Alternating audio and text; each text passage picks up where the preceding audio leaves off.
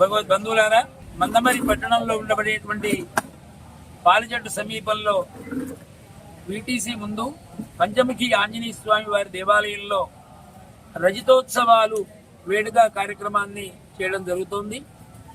ఈ కార్యక్రమానికి శ్రీ శ్రీ శ్రీ త్రిదండి శ్రీమన్నారాయణ రామానుజ చిన్నజీయర్ స్వామి వారు, అలాగే శ్రీ శ్రీ శ్రీ దేవనాథ జీయర్ స్వామి వారు ఈ 6 రోజుల కార్యక్రమానికి వస్తున్నారు.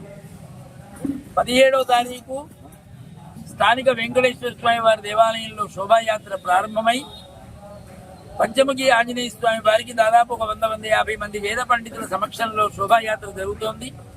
భక్తుల కోలాహలంలో ఈ రజతోత్సవాలు కార్యక్రమం అంటే ఏంటి అంటే 2000 సంవత్సరంలో మన మందమరి పట్టణంలో చిన్నజీయర్ స్వామి వారితోని ఆలయ ప్రతిష్ట, పంచముఖి ఆంజనేయ స్వామి వారి దేవాలయ ప్రతిష్ట అయి 25 సంవత్సరాలు సందర్భంగా ఈ యొక్క యజ్ఞాన్ని మనం ప్రారంభం చేసుకుంటున్నాం. 17వ తేదీ, 18, 19, 20, 21, 22 ముఖ్యంగా 18వ తేదీ రోజున ఇక్కడ అరణి మదనం యజ్ఞం ప్రారంభమవుతోంది.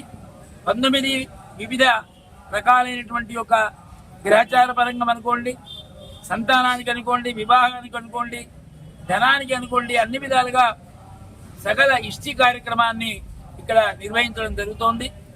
ఏ కార్యక్రమం చేసినా యజ్ఞో వై పర్జన్య అన్నట్టుగా ఎక్కడైతే యజ్ఞం జరుగుతుందో ఆ ప్రాంతం అంతా కూడా ప్రజలంతా చక్కటి ధార్మిక బుద్ధి కలిగి ఆయురారోగ్యాలతో ఉంటారు అనేది వేదవచనం. అలాంటి మహత్తరమైన కార్యక్రమాన్ని మందమరి పట్టణంలో పంచముఖి ఆంజనేయ స్వామి వారి దేవాలయ ప్రాంగణంలో జరుగుతోంది. ఈ ఆలయం లోపల 5 హోమగుండాలతోని ఈ ఆలయంలో రామాయణ క్రతువు జరుగుతోంది. అలాగే వారసంతలో మనం ఏదైతే ఇక్కడ మిథిలా స్టేడియం రామ కళ్యాణాన్ని గత 15-16 సంవత్సరాలుగా జరుపుకుంటున్నామో వేలాది మంది సమక్షంలో రామ కళ్యాణాన్ని, ఆ వేదికే ఏది సంతలో రామ కళ్యాణం జరిగేటువంటి వేదికలో ఈ యొక్క 5 రోజుల కార్యక్రమాలు జరుగుతూ ముఖ్యంగా 21వ తేదీ సాయంకాలం 6-6:30 ప్రాంతంలో సుమారు 1000 నుంచి 2000 మంది దంపతులకు రామ పాదుకా పట్టాభిషేక కార్యక్రమాన్ని చిన్నజీయర్ స్వామి వారి చేతుల మీదుగా వారే పూజలు నిర్వహిస్తారు.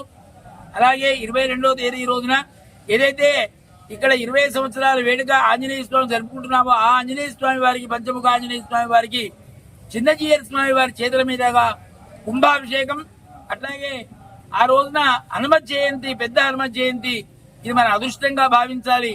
ఎందుకంటే మహనీయులంతా కూడా చక్కగా హనుమత్ జయంతి రోజు ఆంజనేయ స్వామి వారి దేవాలయంలో ఇంత మహత్తర కార్యక్రమం జరుగుతుంది. కాబట్టి యావత్ ప్రజానీకమంతా ఈ 6 రోజుల వేడుకను ఉదయము సాయంకాలం అందరూ కూడా వీక్షించి తరించి స్వామి వారి యొక్క తీర్థ ప్రసాదాలు స్వీకరించవలసిందిగా కోరుతున్నాం. జై శ్రీమన్నారాయణ. 25 సంవత్సరాల క్రితం శ్రీ శ్రీ శ్రీ త్రిదండి శ్రీమన్నారాయణ చిన్నజీయర్ స్వామి వారి యొక్క కరకర్మల చేత ప్రతిష్ఠించబడినటువంటి మన పంచముఖ ఆంజనేయ స్వామి వారి యొక్క రజతోత్సవ వేడుకలు ఈ నెల 17 నుంచి 22 వరకు అత్యంత వైభవపేతంగా నిర్వహించడానికి అన్ని ఏర్పాట్లను కూడా పూర్తి చేయడం జరిగింది.